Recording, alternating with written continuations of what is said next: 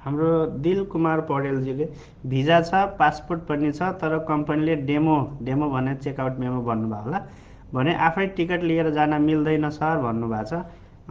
यस्तो छ, तपाईँलाई घर जानु छ, कन्ट्र्याक्ट पनि सिधिसकेको छ होइन, कम्पनीले जान दिँदैन भने दूतावासमा सम्पर्क गर्नु होला र आफैले टिकट काटेर जान पाइन्छ, किन पाइँदैन, तर नियमले चाहिँ कम्पनीले टिकट दिनुपर्छ। दिएन भने हामी दूतावासले कम्पनीसँग कुरा गरेर तपाईँले टिकट दिलाउने कोसिस गर्छौँ। त्यही भएर दूतावासमा चाहिँ आउनु होला।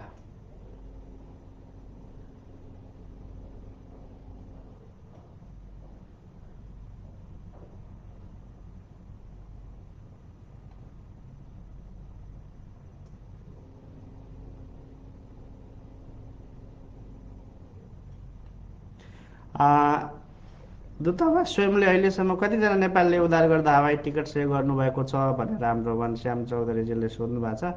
हामीले तपाईँलाई अहिले ठ्याक्कै यति उति भन्दैनौँ, तर अहिलेसम्म हामीले, किनकि हाम्रो लास्टको डेटा हेर्छौँ हामीले, असारमा हामीले हाम्रो यथार्थ विवरण तथ्याङ्क हामीले सार्वजनिक गर्ने गरेका छौँ र गर्छौँ पनि। र अहिले पनि हामीले करिब करिब 20जनाको त तुरुन्तै अहिले भर्खरै पनि हामीले दूतावासको के अरे स्रोतबाट हामीले टिकट भर्खर पनि गरेका छौँ जेल डिटेन्सनको मान्छेहरूलाई नेपाल पठाउनलाई। योभन्दा अगाडि पनि 9वटा टिकट हामीले दिएका थियौँ।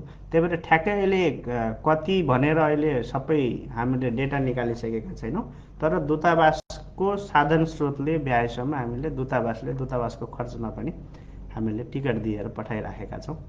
यसको के अरे विस्तृत डेटा चाहिँ हामीले, तथ्याङ्क चाहिँ हामीले असारको अन्तिमतिर, साउनतिर चाहिँ हामीले सार्वजनिक गर्नेछौँ।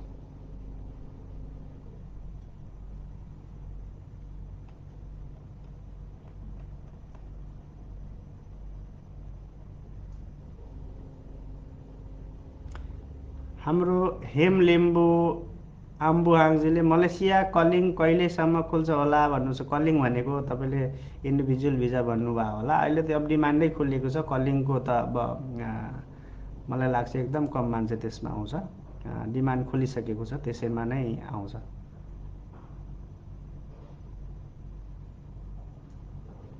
चौध मेमा नवीकरण गरेको पासपोर्ट कहिले आउँछ भन्नुभयो होला सायद, मैले कुरा बुझ्दाखेरि। हाम्रो 14 मेको आइपुग्ने बेला भएको छैन, त्यहाँ प्रोसेसमा छ, आएपछि हामीले अपडेट गर्छौँ।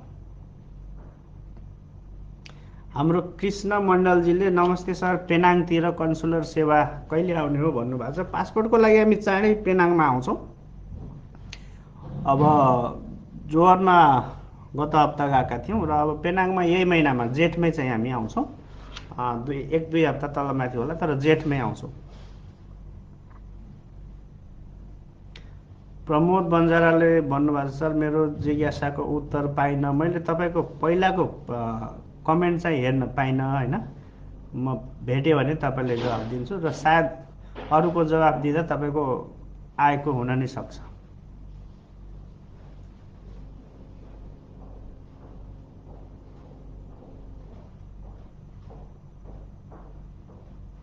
हाम्रो मिजा मगरजीले लेख्नु भएको छ, सर मलेसियाबाट श्रम गर्न मिल्छ कि मिल्दैन? मलेसियाबाट पुनः श्रम गर्न चाहिँ मिल्छ। तपाईँले नेपालबाट पहिला श्रम गरेर मलेसियामा आउनु भएको छ भने तपाईँको पुनः श्रम स्वीकृति गर्न मिल्छ। नयाँ स्वीकृति चाहिँ, नयाँ श्रम चाहिँ नेपालमै गर्नुपर्छ।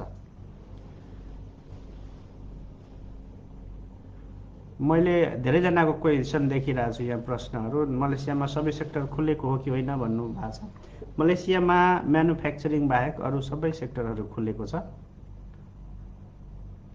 सर पासपोर्ट नभएका साथीहरूलाई घर फकाउने अहिले कस्तो छ अवस्था? ठिक छ, ट्राभल डकुमेन्ट बनाएर यहाँहरू घर जान सक्नुहुन्छ। र अहिले कसैको पासपोर्ट छैन र भिजा पनि छैन भने, मैले अघि पनि भनेको थिएँ, यहाँहरूले छुटाउनु भएको छ भने फेरि पनि म दोहोऱ्याउन चाहन्छु।